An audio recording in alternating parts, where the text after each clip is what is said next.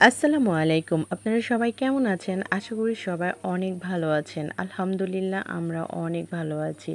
সবার অনেক অনেক দোয়া পেয়েছি এই একটা ভর্তা রেসিপির মাধ্যমে। সবার সেই ভালোবাসার ভর্তাটি আমি আবারও আজকে তৈরি করতে চলেছি। অনেকের অনেক কোশ্চেনও ছিল, অনেক সুন্দর সুন্দর কমেন্টও পেয়েছি। আর এই একটা ভর্তা রেসিপির মাধ্যমে যে আপনারা আমাকে এত ভালোবাসা দিবেন, এত উচ্চ শিখরে পৌঁছায় দিবেন, আমি না কখনোই বুঝতে পারিনি।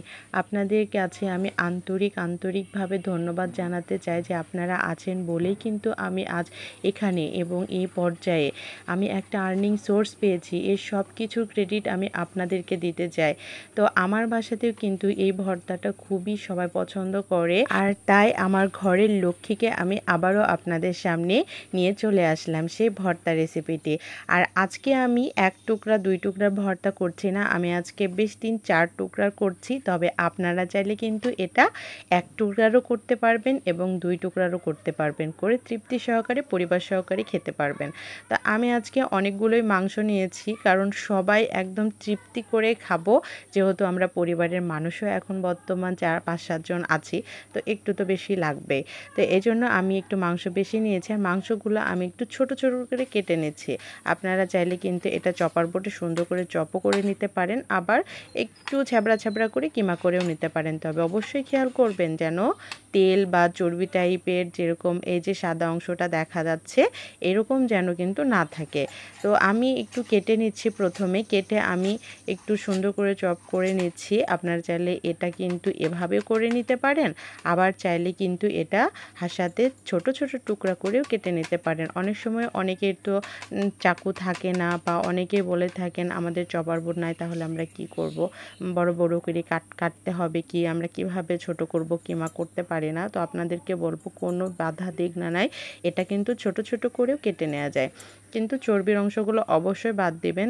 তাহলে কিন্তু বাটাবাটি বা ব্লেন্ডার করা খুবই সুবিধা হবে। তো আমি আপনাদেরকে আজকে কিন্তু 2 রকম করে দেখিয়ে দিচ্ছি। আর হ্যাঁ, আপনারা চেয়েছিলেন যে মুরগির ভর্তাও করা যায় নাকি, মুরগির মাংসর ভর্তা। আমি কিন্তু মুরগির মাংসর ভর্তাও অনেক সুন্দর মতো করে দিয়েছি, আপনারা চাইলে দেখে নিতে পারেন।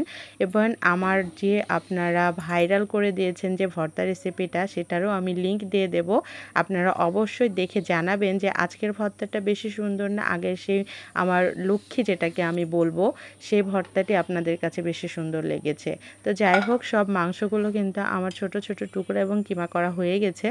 এবারে আমি একটা প্লেটে কিন্তু অলরেডি রসুন কুচি, পেঁয়াজ কুচি, কাঁচামরিচ এবং শুকনা মরিচ আর নিয়েছি সাথে আদা কুচি। তো সব কিছু এখন আমি একটা প্যানের মধ্যে নিয়ে নেব। তো প্যানের মধ্যে আমি প্রথমে দিয়ে দিয়েছি মাংস কিমা, তারপরে দিয়ে দিলাম পেঁয়াজ কুচি, তারপরে দিয়ে দিচ্ছি আমি এখানে রসুন কুচি, আদা কুচি, কাঁচামরিচ, শুকনো মরিচ, সব কিছু কিন্তু এবার একটা একটা করে দিয়ে দেব। আর ভর্তাতে কিন্তু খুব বেশি ইনগ্রিডিয়েন্টস কখনোই লাগে না, অল্প উপাদানে অনেক মজার ভর্তা তৈরি হয়ে যায়, এই জন্যই তো নাম ভর্তা, মানে অল্প উপকরণে অনেক বেশি স্বাদ। তো যাই হোক, ঝাল মরিচ সব কিছু, শুকনো মরিচ, কাঁচামরিচ সব কিছু দিয়ে দিলাম। এবারে আমি দিয়ে দিয়েছি 1 চা চামচ গোটা জিরা, 2 চা চামচ কালো জিরা। আপনারা কিন্তু এর আগের ভর্তাতে জিজ্ঞেস করেছিলেন আপু জিরা দেওয়া যাবে কিনা, গোটা জিরা। হ্যাঁ, গোটা জিরাও দেওয়া যাবে, তাতেও কিন্তু খেতে সুন্দর লাগে। দিয়ে দিয়েছি সামান্য পরিমাণে হলুদ, আর দিয়ে দিচ্ছি আমি পরিমাণ মতো লবণ। লবণটা আপনারা অবশ্যই বুঝে শুনে দিবেন। আর দিয়ে দিচ্ছি সরিষার তেল। যদি সরিষার তেল এনি বাই চান্স অনেকেই খান না বা অনেকের বাসায় থাকে না, এখানে কিন্তু সাদা তেল ইউজ করা যাবে, কোনো প্রবলেম নেই। আমার কিন্তু সব উপাদান দেওয়া শেষ, মাত্র এই কয়েকটি উপকরণ লাগবে, আর ব্যাস কিছুই লাগবে না। ধনিয়া পাতা অনেকেই বলেছেন দিব কিনা, ধনিয়া পাতা দিলে ভালো লাগবে কিনা। ধনিয়া পাতা দেওয়া যাবে, কোনো প্রবলেম নেই। তবে মাংসের সাথে আমার কেন জানি মনে হয় খুব একটা আমার কাছে ভালো লাগে না। তবে আপনারা যারা অনেক বেশি ধনিয়া পাতা পছন্দ করেন, তারা কিন্তু এখানে অবশ্যই খেতে পারবেন, কোনো সমস্যা নেই। আমার এই রেসিপিটি যদি আপনাদের ভালো লেগে থাকে, তাহলে অবশ্যই আমার চ্যানেলটি সাবস্ক্রাইব করবেন এবং আমার আরিয়ান্স মাম্মা পেজটি ফলো করবেন। আর অবশ্যই এটা টাইম লাইনে রাখার জন্য বা হারিয়ে যেন না যায়, এর জন্য ফ্যামিলি ফ্রেন্ডসদের সাথে শেয়ার করবেন। আর আপনারা আমাকে এভাবে ভালোবাসা দিয়ে যাবেন, আমি মনে করি আপনাদের ভালোবাসায় আমাকে আরও সামনে এগিয়ে নিয়ে যাবে। এবং আপনারা কেমন কেমন রেসিপি চান অবশ্যই আমাকে কমেন্টে জানাবেন, ইনশাআল্লাহ আমি চেষ্টা করব আপনাদের মনের মতো করে রেসিপি দেওয়ার। তো যাই হোক, আমি মাংসটা আবারও তুলে দিলাম, দিয়ে চুলা ধরিয়ে দিয়েছি। দিয়ে এই যে সব কিন্তু আমি হাত দিয়ে মেখে নিলেও হবে। আবার আপনারা চুলাটা জ্বালিয়ে দেওয়ার পরে সুন্দর করে একটু খুন্তি দিয়ে নেড়ে চেড়ে মাখিয়ে নেবেন। একটু সামান্য তেলে ভেজে নিতে হবে, খুব বেশি না ভাজায় ভালো। তো সামান্য একটু ভেজে নিয়েছি, ভেজে নিয়ে আমি এখানে 1.5 মগ পানি দিয়ে দিয়েছি। 1.5 মগ পানি দিয়ে সুন্দর করে এখন ঢাকনা দিয়ে ঢেকে শুধু সেদ্ধ করে নিতে হবে। সেদ্ধ করে নিলে জাস্ট হয়ে যাবে। আর কোরবানি হয়ে গেছে, এখন কিন্তু ঘরে কম বেশি সবারই মাংস আছে। 1-2 টুকরা মাংস দিয়ে কিন্তু আপনারা এই রেসিপিটা খুবই সহজে তৈরি করে নিতে পারবেন। আর একটা রেসিপি করে কিন্তু যদি সবাই এত বেশি আপনার প্রশংসা করে তাহলে অবশ্যই করবেন না কেন। তো এই যে গল্প করতে করতে আমার কিন্তু মাংসটা একদম সেদ্ধ হয়ে গেছে এবং সুন্দর মতো পানিটা শুকিয়েও গেছে।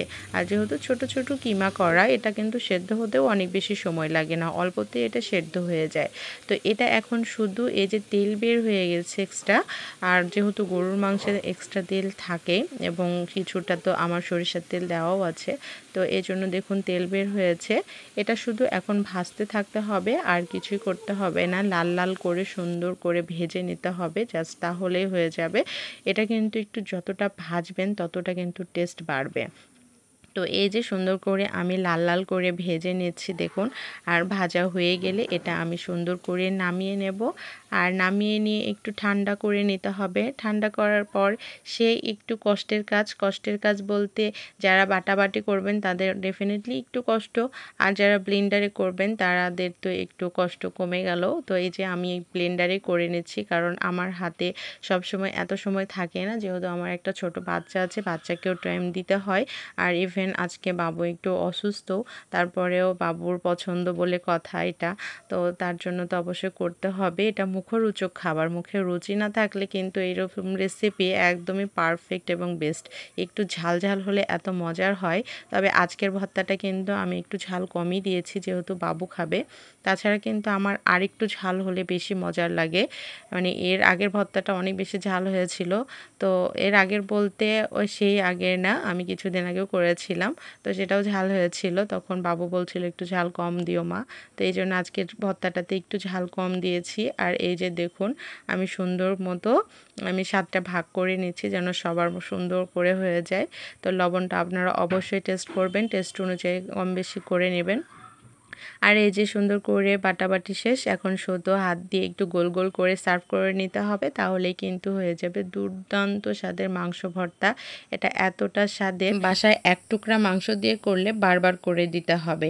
আশা করি এই রেসিপিটিও আপনাদের কাছে সুপারহিট লেগেছে। তবে অবশ্যই কমেন্টে জানাবেন এই রেসিপিটা বেস্ট না আগের রেসিপিটা বেস্ট। সবাই ভালো থাকবেন, সুস্থ থাকবেন। আল্লাহ হাফেজ।